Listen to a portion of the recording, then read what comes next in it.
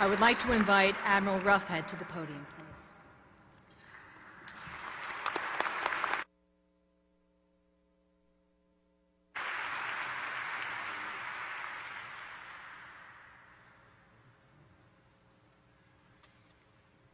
George, that was the shortest talk I ever heard you make.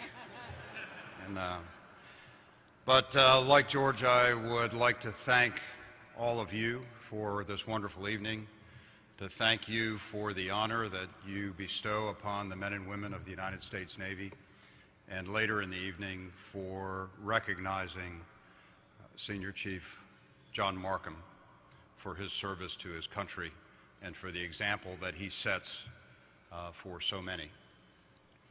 The sailors that serve today, I could tell countless stories about them, but I'd like to just share one with you that I believe tells so much about who we are, what we stand for, and is not exclusively all about the Navy either. It's a story about a young man who was called by his country to serve. He had volunteered a few short years before and followed in his father's footsteps and took to the sky as a naval aviator. On the 17th of January, 1991, on the first day of the Gulf War, he launched into the night with several of his shipmates, and that night he was shot down and lost. Lieutenant Commander Scott Spiker did not return from that cruise on the USS Saratoga. But about 3 months ago, and 18 years later, Scott Spiker came home. He had been lost to his family. He had been lost to his community. He had been lost to his shipmates, to his Navy, and his nation. But those who serve today and those who had served over the years had never forgotten about him. They had never given up. They had never stopped looking. And they found him and they brought him home. And I believe that that speaks about the spirit, the tenacity, and the commitment and the courage of those who serve.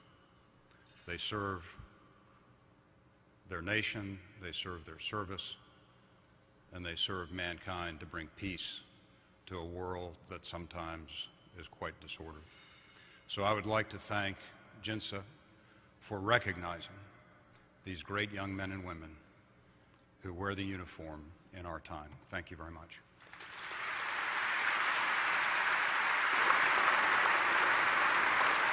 I would like to welcome General Troutman to the podium, please.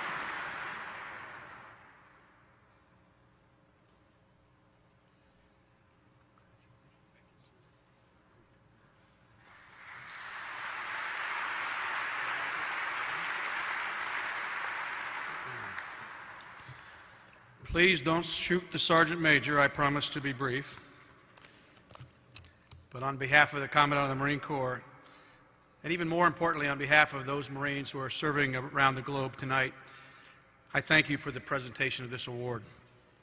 You know, I note with interest that the Institute for National Security Affairs was founded in our American bicentennial of 1976.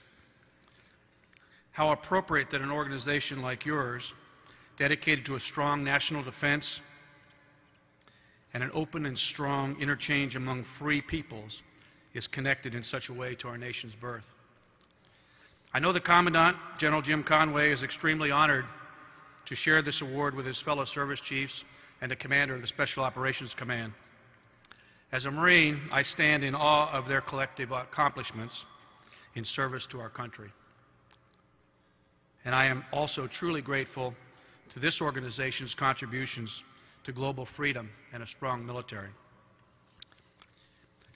Many of those gathered here in this room tonight have dedicated their entire lives to preserving the magnificent bounties that freedom can bring to the oppressed. Very few countries in the world intervene outside their own borders on behalf of others for the larger goals of justice and humanity.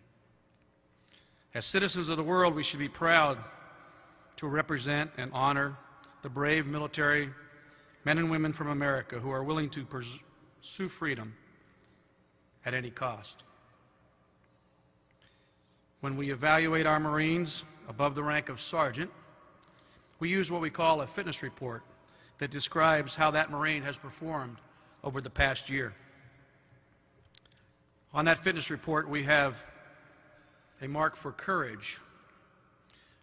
Back when I was a young officer, we were only authorized to mark a Marine on courage when he had actually been in combat and had performed with honor. But today, we've evolved, and our fitness reports specifically delineate moral courage as an evaluation criteria that we expect our Marines to do what is right, no matter what the repercussions are. And they honor us every day by taking up arms against active sworn enemies and by driving a stake in the ground which anger, fear, and hatred will not progress. Senator Scoop Jackson, in whose name we gather here tonight, spent 44 years in the service to his country. His career was distinguished by the same sort of moral courage, particularly in the areas of civil rights and civil freedoms for all Americans. The patriotic members of this institute understand Scoop Jackson's example.